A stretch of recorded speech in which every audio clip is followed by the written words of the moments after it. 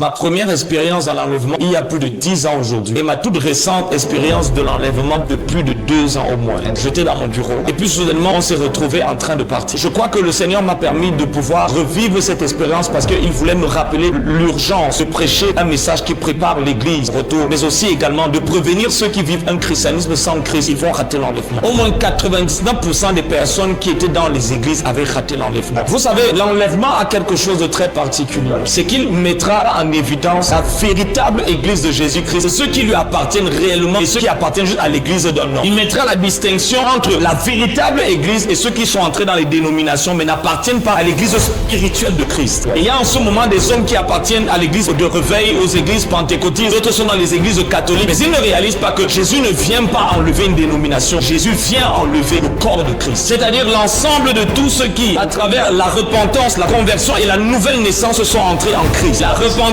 la conversion, la nouvelle naissance sont entrés dans une réalité qu'on appelle Christ. Et à travers Christ, ils sont entrés dans le royaume de Dieu. Et parce qu'ils étaient dans le royaume de Dieu, ils ont le droit légal ou l'accès légal de pouvoir entrer dans le royaume des cieux. Le Seigneur m'a permis de voir un peu ce qui se passait à la suite de cela. Pendant que j'étais en train de monter, j'ai vu les personnes qui étaient restées. Autant il y avait une force qui nous faisait monter, autant il y avait une force qui maintenait, comme s'il y avait un aimant qui maintenait les autres scotchés au sol. Ils nous voyaient partir. Il devient un membre de ma famille à ce moment-là parce que j'étais à côté de cette personne. Ce membre de ma famille était là et je suis parti sous ses yeux. Et j'ai vu la personne commencer à crier. La personne essayait de monter. Je voulais amener la personne mais je ne pouvais pas parce que moi-même il y avait une force qui me faisait monter. Et il y avait une seule force qui retenait la personne vers moi. Et il y avait dans mon esprit un double sentiment. La joie de partir mais la tristesse parce que je savais ce qui allait arriver. Beaucoup de pasteurs m'ont raté l'enlèvement. Qui allait encore prophétiser le mariage? Qui allait encore prophétiser le voyage? Pour faire quoi avec? Pour aller où avec? Après l'enlèvement, cette histoire-là, ça s'est arrêté. Personne ne voulait que plus qu'on lui prophétise